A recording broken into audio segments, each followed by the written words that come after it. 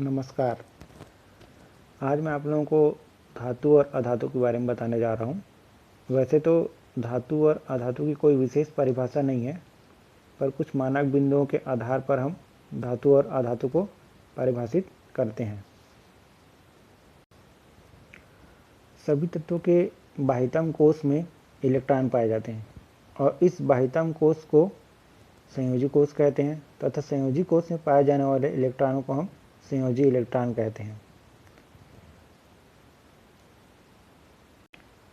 संयोजी इलेक्ट्रॉनों की संख्या 1 से लेकर 8 तक की हो सकती है। तो ऐसे तत्व जो आसानी से अपने बाह्यतम कोश के संयोजी इलेक्ट्रॉनों को त्याग करके धन आयन का निर्माण करते हैं, वे धातु कहलाते हैं। तो धातु के बाह्यतम कोश में इलेक्ट्रॉनों की संख्या 1 से लेकर 3 तक हो सकती है, जिसे वो आसानी से 1, 2 और 3 करके त्याग करते हैं और धन आयन का निर्माण करते हैं। अब देखते हैं धातु के अभिलाक्षणिक गुण। धातु के अभिलाक्षणिक गुण।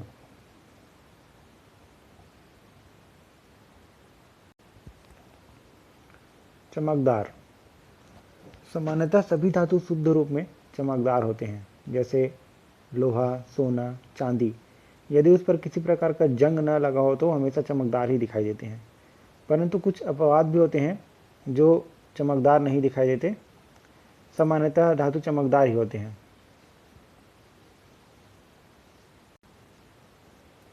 धातुओं में कठोरता का गुण पाया जाता है। धातु कठोर होते हैं, उदाहरण लोहा, कॉपर, एल्युमिनियम। कुछ अपवाद भी हैं, जैसे पारा, जो कि सामान्य ताप पर द्रव अवस्था में पाया जाता है और जिसका उपयोग थर्मामीटर में किया जाता है।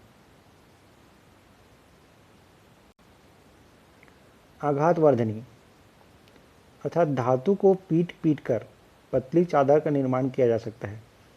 जैसे सोना और चांदी सबसे ज़्यादा आघातवर्धनी होते हैं तथा लोहा भी आघातवर्धनी होता है, जिसे पीट कर चादर का निर्माण किया जाता है, जिसका उपयोग विभिन्न प्रकार के औद्योगिक धंधों में किया जाता है। तन्यता यह धातु का एक विशेष गुण है।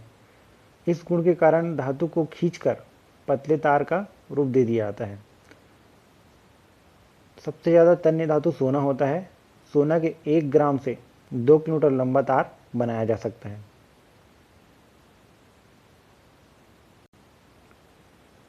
धातु के बाह्यतम कोश में स्वतंत्र इलेक्ट्रॉन होते हैं, जिसे वो आसानी से त्याग कर सकते हैं, जिसके आधार पर धातु विद्युत धारा और ऊष्मा का आसानी से चालन कर सकते हैं।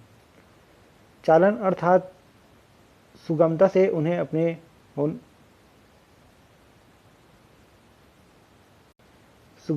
उन्हें प्रवाह होने देते हैं, ताकि वो एक स्थान से दूसरे स्थान पर पहुंच सके।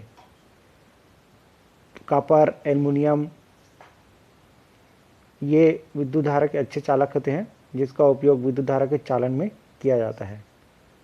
कुछ अपवाद है, जैसे लेड, जो कि ऊष्मा का कुचालक होता है।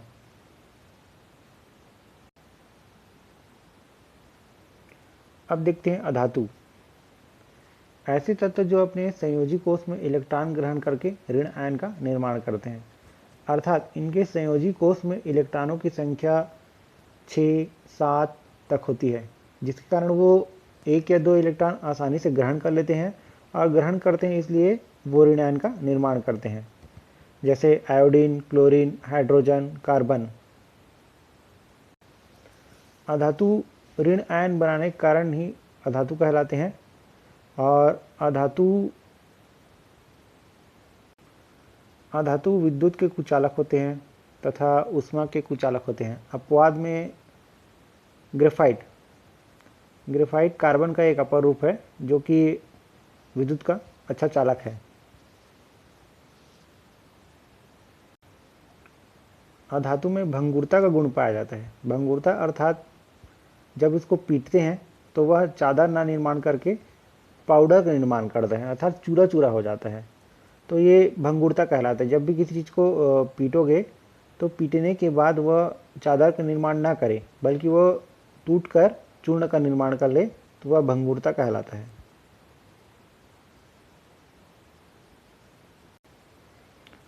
अधातु में कोई विशेष चमक नहीं होता, वो चमकदार नहीं होते। अधिकांश अधातु तो दिखाई नहीं देते, जैसे हाइड्रोजन, ऑक्सीजन, कार्बन डाइऑक्साइड। ये अधातु ऐसे हैं जिसे हम सामान्य नज़रों से देख नहीं सकते।